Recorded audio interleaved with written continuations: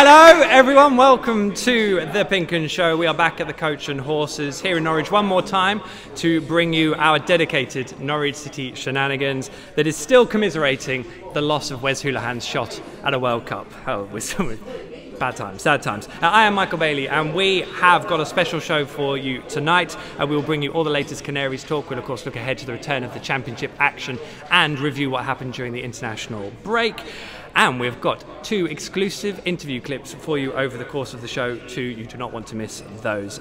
We will also hopefully hear from a few pub punters and of course our guests this week, which are Vital Norwich editor Nathan Tuck, you're in the middle, Norwich Press Agency's Steve Pond. Hi there. And City fan Jamie Saunders. Gentlemen, how are you all doing? Are you well? Yeah, we're good. I think we're all good, aren't we? Yep, excited to be here, Mike. It's good to see you, Steve. Jamie? Yeah, doing well, thank you. And new dad, coping well with that? 7 months in, just getting the hang of it, yeah. It'll get easier, I'm sure it will. Right, we are live. Where are we? We are live on PinkUn.com and the PinkUn YouTube channel. We've got loads for you over the next half an hour or so, and of course we want you to get in touch with us too, whether it's on Angus Gunn's England involvement, Cameron McGeehan's City return, or our exclusive interviews that are coming up, of course, from 2 of City's key protagonists. So get your questions, comments, or dare I say it, banter into us, and we will, if you get that through on the live chat feed section of YouTube, it will ping it straight through to the phone and we'll be able to discuss your comments and questions right here with the guests. Now, once again, we are lucky enough to be in the company of our own star signing, Wesley Hoolahan, who is already over missing out on his trip to Russia in the summer. So this is when our own Canary, I mean that's a bad pun, isn't it, gets to shine when he brings us right up to date with this week's headlines. Son of an English gun. Angus gets senior call, although he didn't get to make his debut against Brazil. The Scotland dream is still alive, Brian. A mad toe in the water. Angus and James Maddison both helped England under-21s to a Euro qualifying success in Ukraine. Maddison making a late cameo for his debut. Nice one. That's what you get for not starting him. Ireland pay the price for not playing Wes Hoolahan from the start as their World Cup dream dies against Denmark. At least that's what we're blaming it on. All over bar the shouting. One ludicrous penalty decision ended Northern Ireland's own Russian dream against Switzerland. Michael McGovern gutted. Tim Closer's fingers remain crossed. I can prove a point. McGeehan champing at the bit to make his mark on Carrow Road return with Barnsley. And finally, make the most of it. You may have noticed I have a beard. Well, we raised more than £500 for the Community Sports Foundation in a save or shave vote, and shave won. And the deed will be done tomorrow night at the Norwich City Fans Social Club's Media Night. That's on Thursday evening at Carrow Road. It's 7 o'clock, 7:30 start. Get along if you fancy that. It should be a good night. We'll try and do some Facebook Live coverage if you're really interested in seeing my beard physically shaved off. You can check out the PinkUn Facebook page tomorrow for that one. Gents, first things first, let's deal with the most important issues. Are you happy to see my beard go? Well, it's the first time I've seen it in the wild, so to speak. It's a very impressive effort. Thank you very much. I'm quite attached to it. I think you're going to look younger, Michael, when you get rid of it. I hope so. Can you imagine if I looked older? What a disaster that would be. Right, let's talk about proper things, shall we? Football. We've got to start with the internationals first, really. And I guess Wes Hoolahan, that was last night. Ireland, it all went wrong, and Wes didn't start either game either, which seems to have stuck in the craw of a few Ireland fans. Jamie? Well, I think that's where they've gone wrong then, isn't it? Put it simply. Yeah, absolutely. The best player that Ireland have had for a generation. I mean, I think Ireland have clearly been struggling to score goals, and he's a creative threat, isn't he?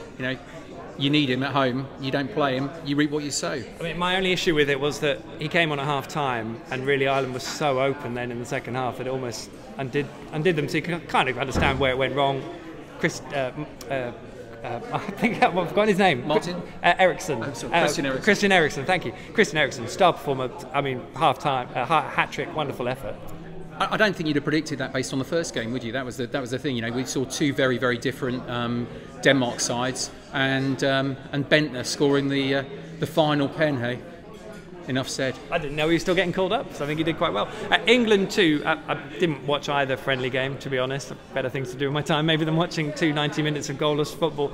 But in terms of Angus Gunn, him getting a call up to the senior squad, I think there's probably an element of circumstance about it that he was around, but still, is he in the right position where he should be getting called up for that, given his position and the way he's played for Norwich so far, do you think? Yeah, definitely. He's been excellent for Norwich. Bearing in mind, I think he played 19 games or something professionally ever, and yeah, he's showing that he has that potential.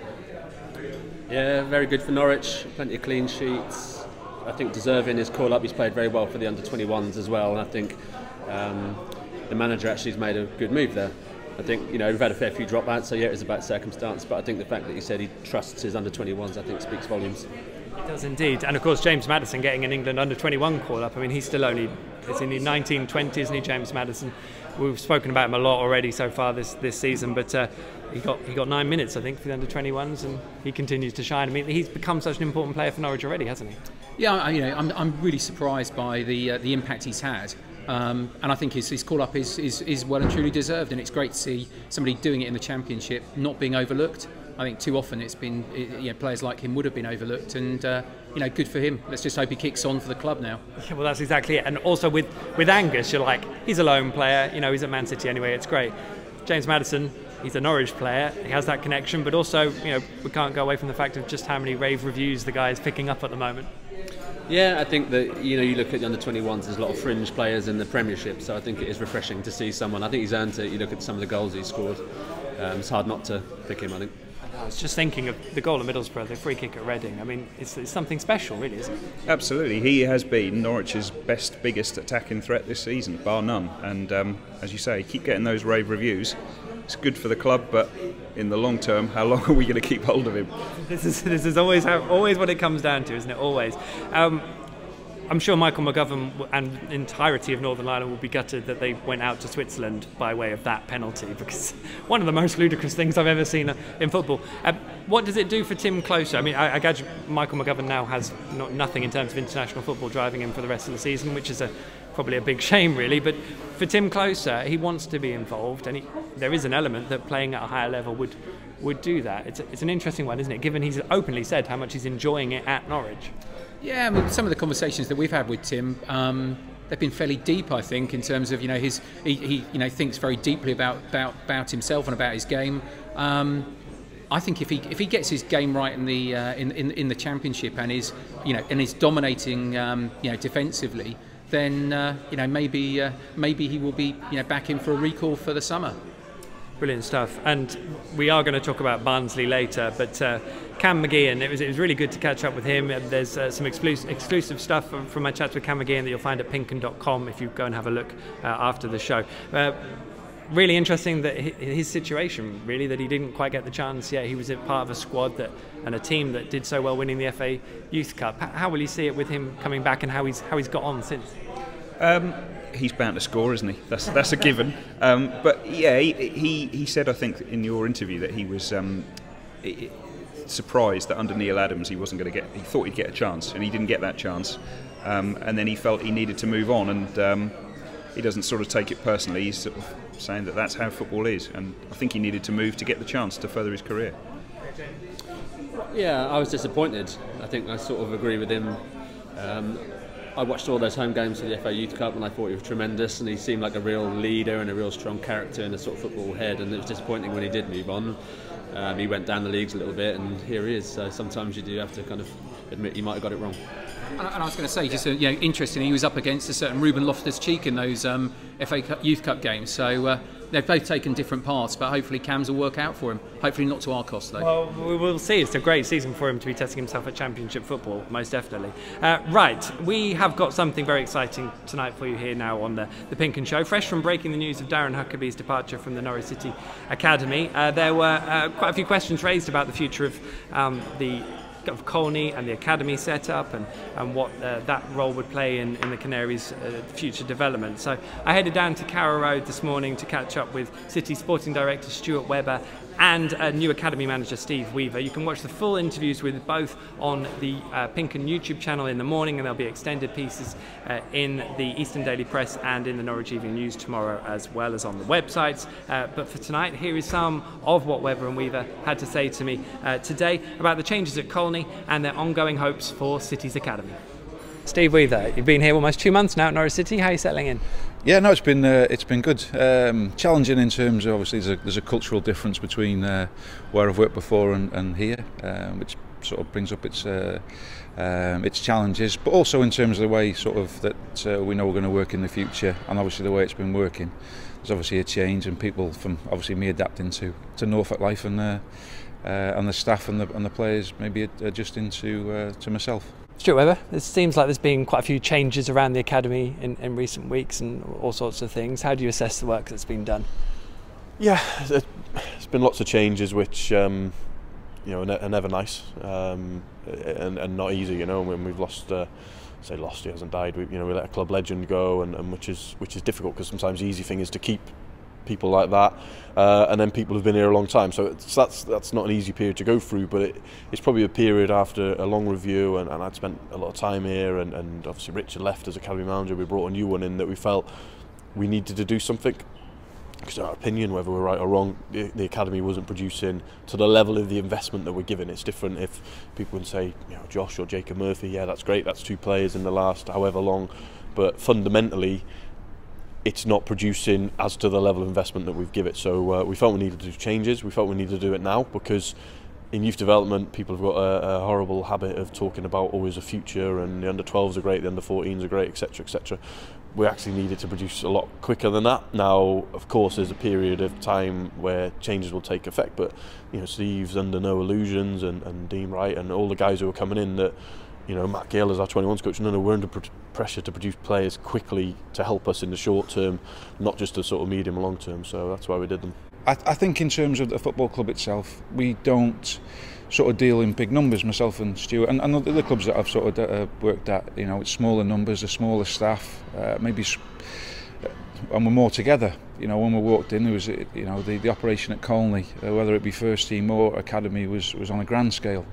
And I just felt that if we were going to get together and be part of a group together, is that we probably needed to be a little bit smaller, a bit of a tighter group, people working across different ages. And I think the other thing is culturally it's different, because it was better an academy and a first team, whereas with Stuart's model, it's very much a seamless one from the first team all the way down to the bottom of the academy. So with the people who lost their jobs, it's always unfortunate. I've been in that situation myself. It's no reflection on any of them in terms of how good they were at the job. We've just streamlined the model. So the sports science is led by the first team. The medical is led by the first team. Myself, Daniel, Stuart sort of sit on a technical board, and we streamline the football side. So it was no sort of thing to any of those people who lost their jobs. It was just the model, sort of didn't allow for that number of staff really. We have to develop it. I was having a conversation with Russell Martin sort of, I don't know, 2 months ago or whatever, and we're just talking all things the club and whatever. He's been here a long time, and he said, what a crime it is that this club's been in the Premier League so much. And when they first got there, he was there, I think, part of the League One team, which got obviously double promotion under Paul Lambert. And he says we worked so hard as a group of players and staff, yet we're in the same facility now as we were then. Where's the opportunity to develop? This place is sort of, we might have missed a boat. Now what we have to do, we can sit around and sulk about that and complain about the past, or we can try and do something about it. And we're working on plans at the minute with the board to see how can we safeguard some money to develop Colney, because we have to. Now stage 1's already happening, because part of EPP we have to develop the changing room, so they've literally started cutting trees down and stuff now, as you'll see when you do your press conferences. So that'll take effect reasonably sharpish, but there's a stage 2 and a stage 3, and at some point we're going to need some financial help from that, and it might be whether that's from trying to get help from supporters or local businesses or whatever, to say come on, help us, this is for the academy.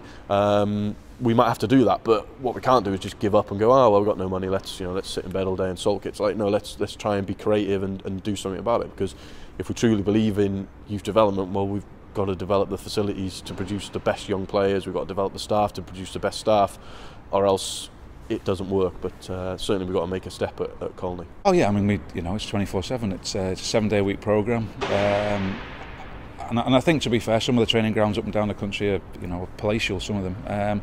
I think we're just looking for something that's purpose. You know, it's that the one the club can be proud of, but the parents, the players and ourselves can be proud of to have it around. So it's important for us.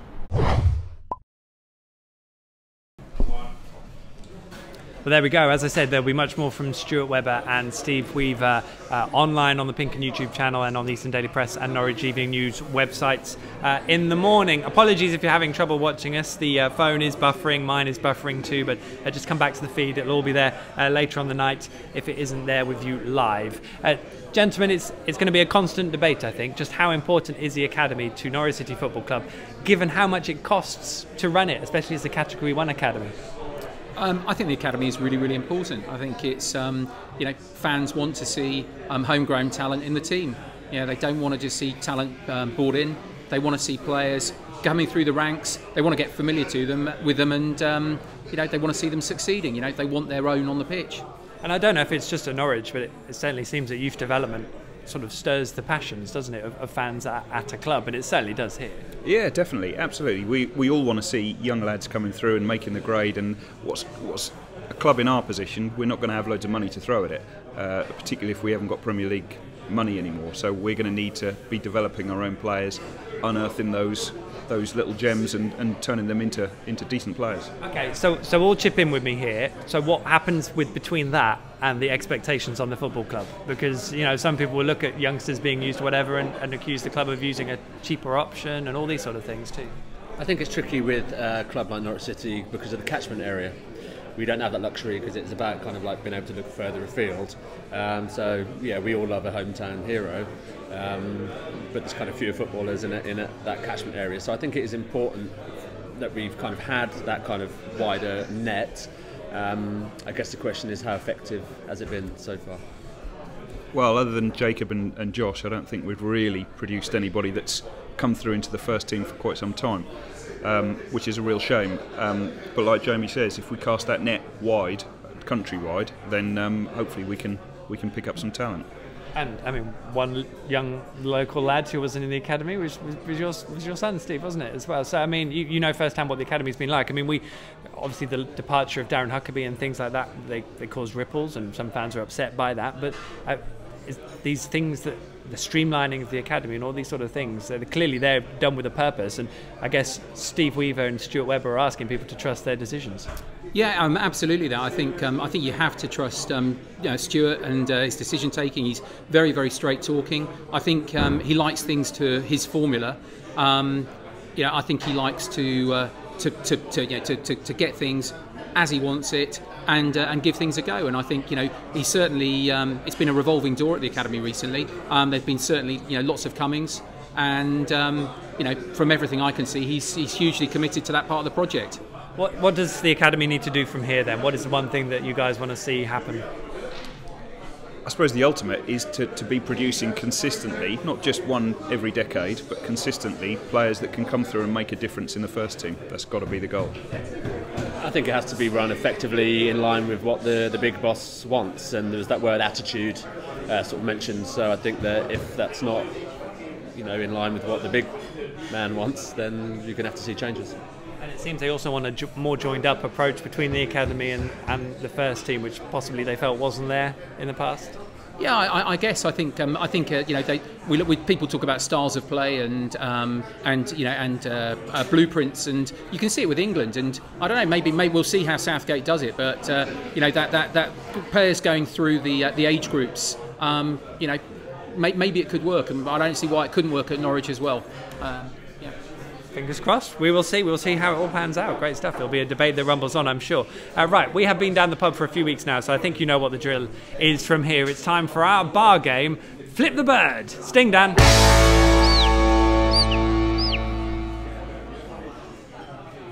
Okay, last week we saw a competitive clash between Ian Clark and Dan O'Hagan, although the quality left a little to be desired in patches. In the end, it was a draw but neither troubled the top scorer of BBC Radio Norfolk's Richie Hancock, who really should have told us beforehand that he grew up in a pub.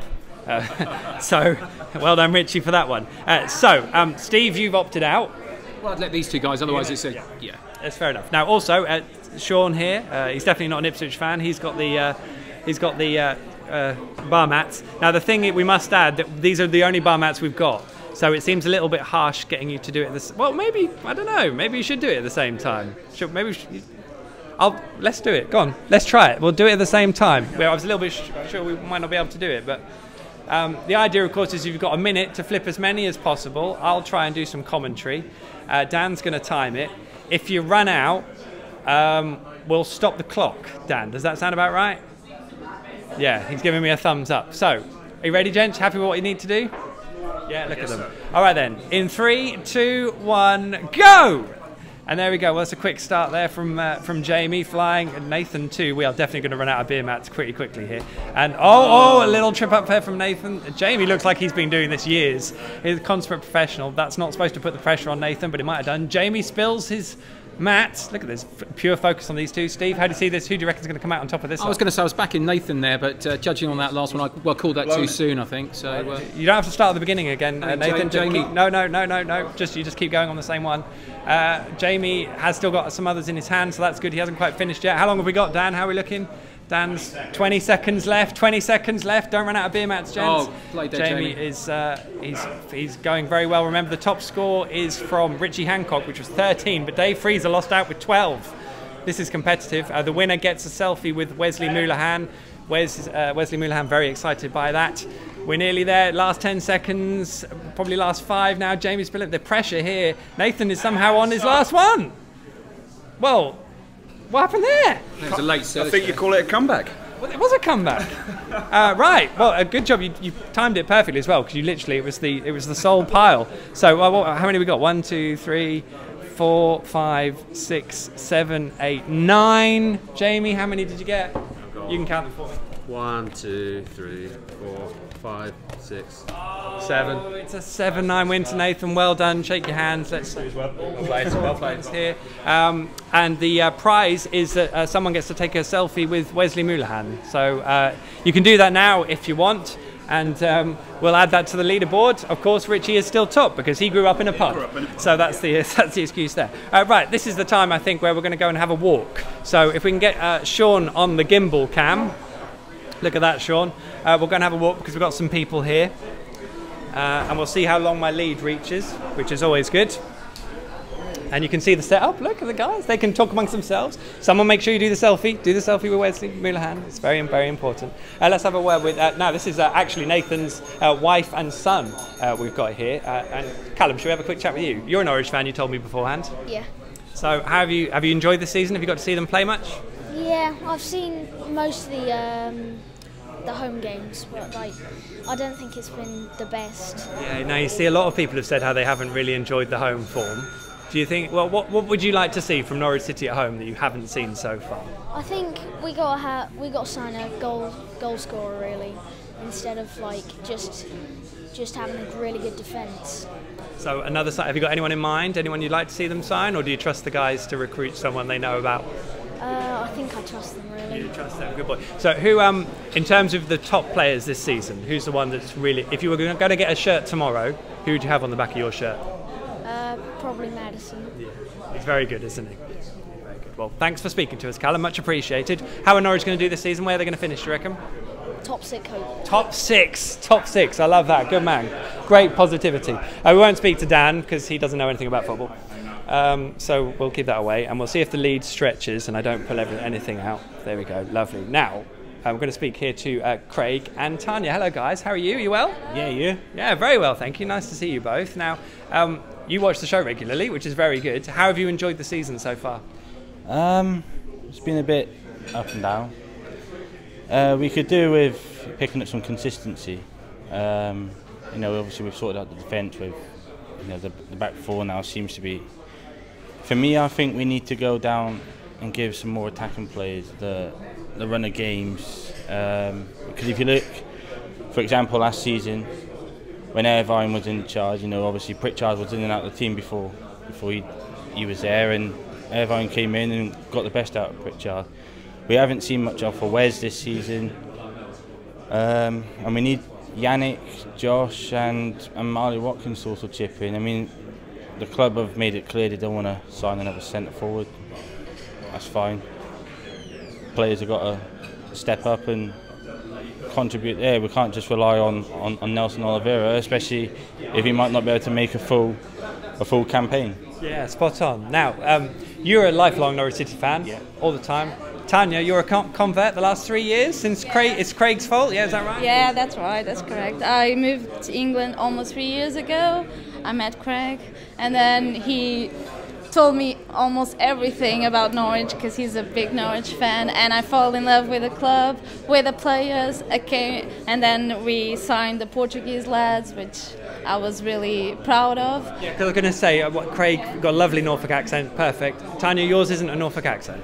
No, I'm sorry. I learned English in school, but it's because we watch mainly American.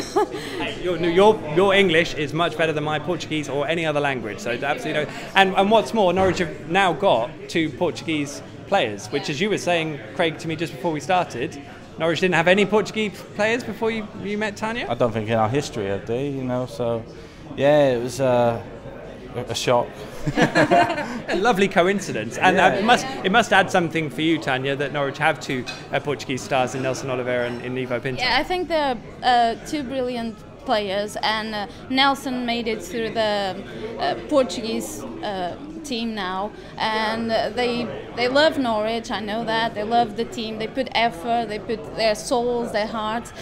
Not only the Portuguese, because I'm very big fan of Russell Martin, Wes Hoolahan, and Josh, Maddison, all the players. So yeah, I love Norwich. I think they have a really nice football style of playing, and been ups and downs this season. But I think the ups been better than the downs. It's far off a better Norwich team than last season, and I think we all should be proud of it and learn from the mistakes that we done previous. And even if we don't make to the 6th top, I think we should be proud of what we accomplished so far, and next season will be even better because we're going to have a better solid team, in my opinion. That would be brilliant. I mean, Craig, what are your hopes for this year? Have you given up on the top 6? Is the top 6 still the dream? Is it still on? No, I mean, we're 4 points off now, you know. Plenty of football still to be played. You know, I think now there's no international breaks now until March, so obviously there's no excuses for anything. We haven't got a cup game until the FA Cup, so I think it should just now kick on.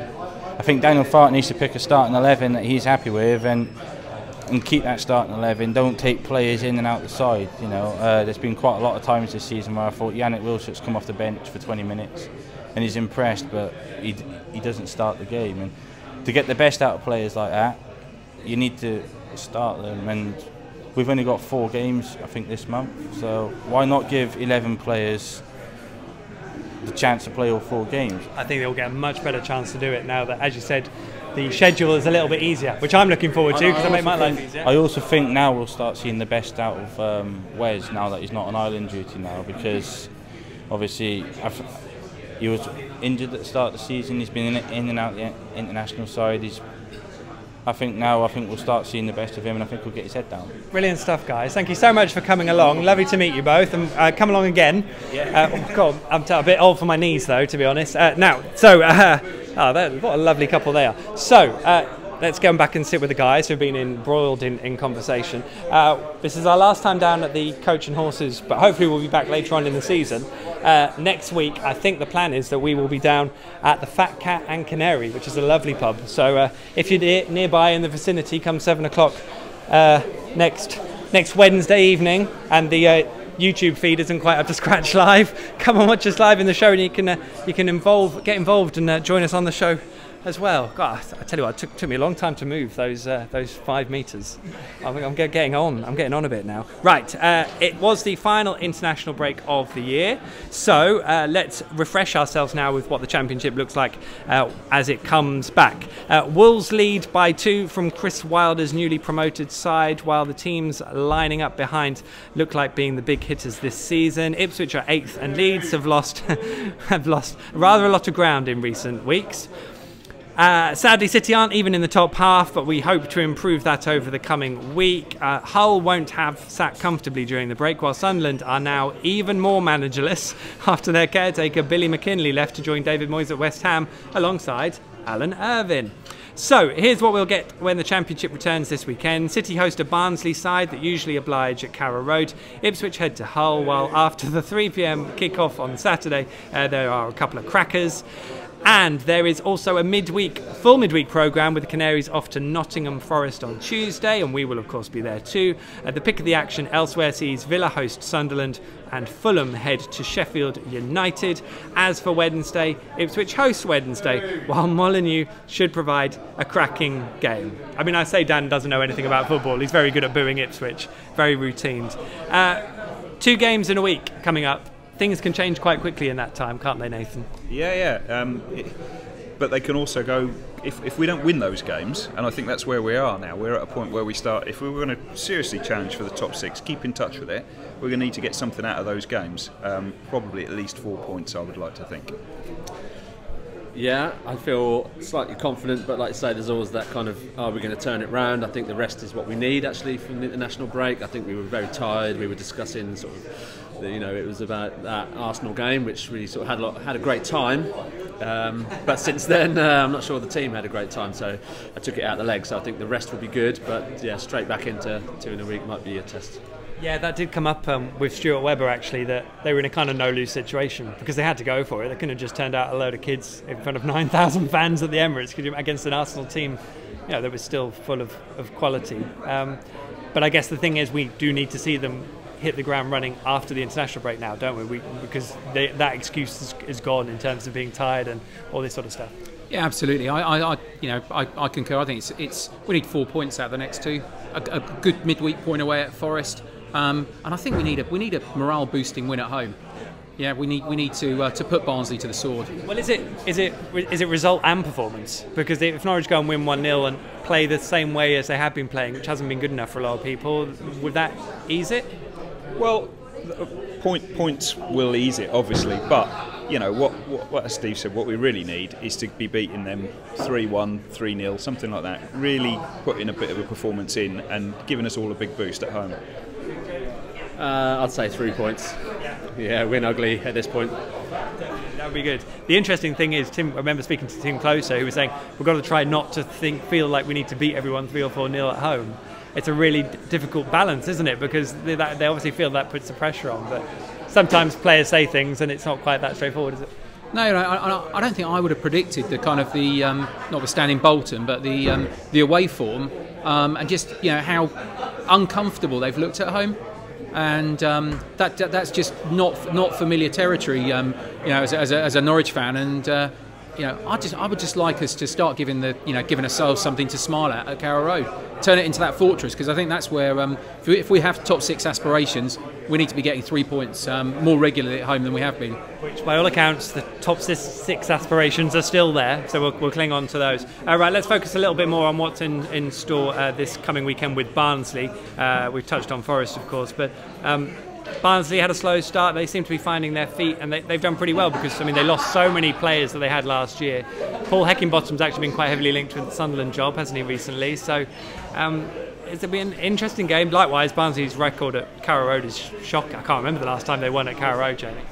I can't either, and I can't say I've seen a lot of them this season. But I think if you look at the table, they're actually in the black regards goals, so they're kind of doing a bit better for that than we are.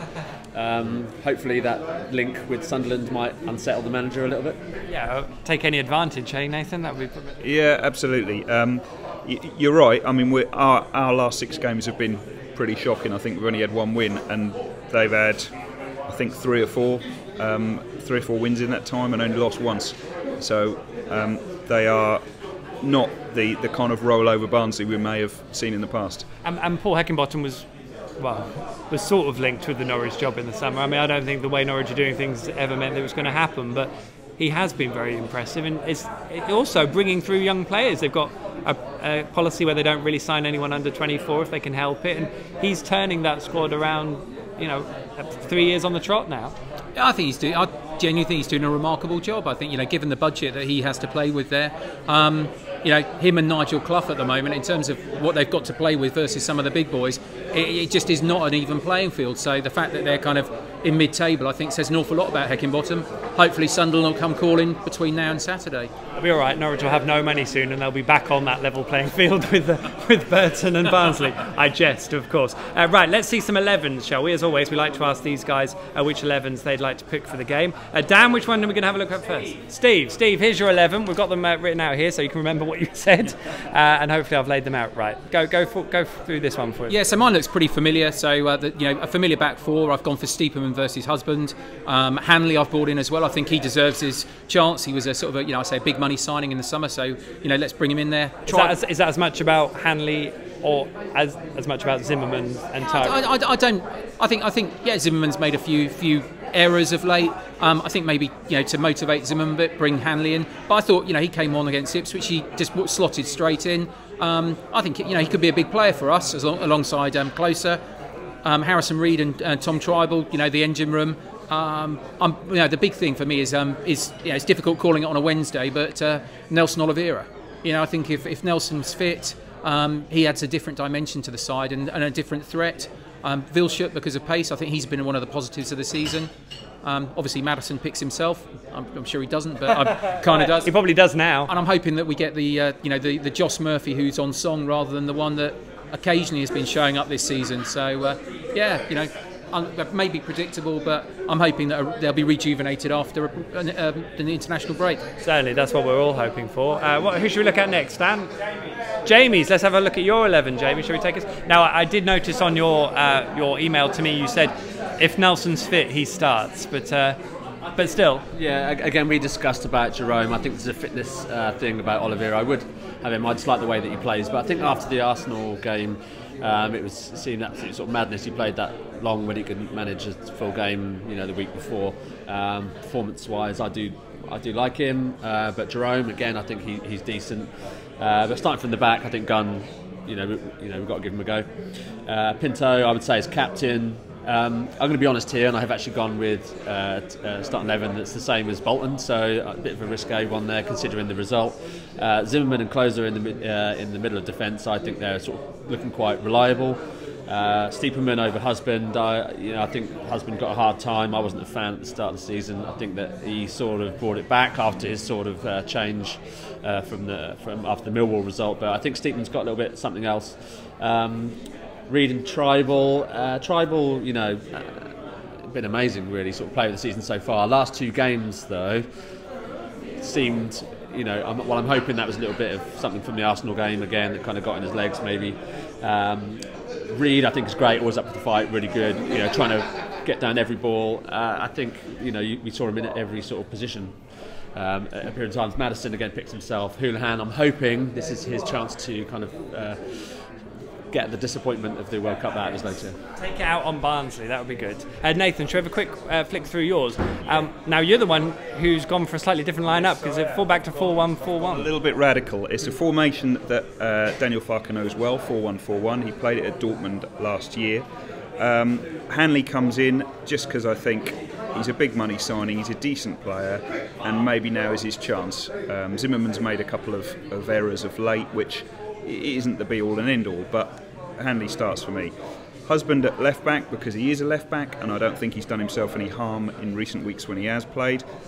Tribal is the holding midfielder, and in the centre you've obviously got Maddison, who, as we say, picks himself. Marco Steepman, who everyone probably forgets is actually a midfielder, is going to play alongside him. I like that. I would like to see him play there, I think. We've seen it, have we? But pace kills, and that's why we've got the two fast, quick guys on the wings to create chances, hopefully for Nelson Oliveira. His Instagram account suggests that he's fighting fit, so he must be fit, surely. He looks fit on Instagram, so there we go. There's a joke there somewhere. I mean, part of the problem, I guess, with having the pace at home is they just haven't had the space to utilise it, is it? And it would be nice if they can figure out a way to make that happen, which is sometimes easier said than done. Create chances. basically, which is what we've lacked. It is indeed. Brilliant stuff, gentlemen. Right, I think really that only leaves a few more things. Let me just apologise again for the live feed. It's a shame we haven't been able to have your questions involved this week, but hopefully we'll be all bright and sorted next week. Predictions then for Barnsley, and how many points you want from Barnsley and Forest, I guess? 2-0 Norwich and 4 points. 4 points across the 2 games. I would deal now. Yeah, 4 points across the 2 games, a win at home against Barnsley, and it will be 2-1, and you know that McGeehan's going to score. He's got a point to prove, that lad. If he starts, I've kind of felt like I've given him the big build-up, and he might not start because he wasn't in the team that he had a little injury, but he missed their last one. We'll see anyway. Jamie? I'm going to go for 4, and I think a 2-1 at home, give the fans something to sing about, and probably a sort of one apiece on the road would be good. Brilliant stuff. Gentlemen, what stars you are. That is it for us from tonight. Remember, you can catch this show and all our superb Norwich City content over at the PinkUn.com website, PinkUn YouTube channel, and of course the PinkUn Facebook page. It just leaves me to say a thank you to all the crew, to Nathan, Steve and Jamie for being our guests tonight, to everyone here at the Coach and Horses pub for our 4-show residency. It's been an absolute blast, and I'm sure we'll be back again over the course of the season at some point. And of course, thanks to you for getting involved and for watching. We really do appreciate it. We'll be back live again next Wednesday at 7 p.m, but from the Fat Cat and Canary just down the road, which is exciting. So it's the same drill again. If you're nearby, pop into the pub, grab a pint and join us for the show. Until then, here's to City taking advantage of Barnsley's Carrow Road misfortunes once again. Good night.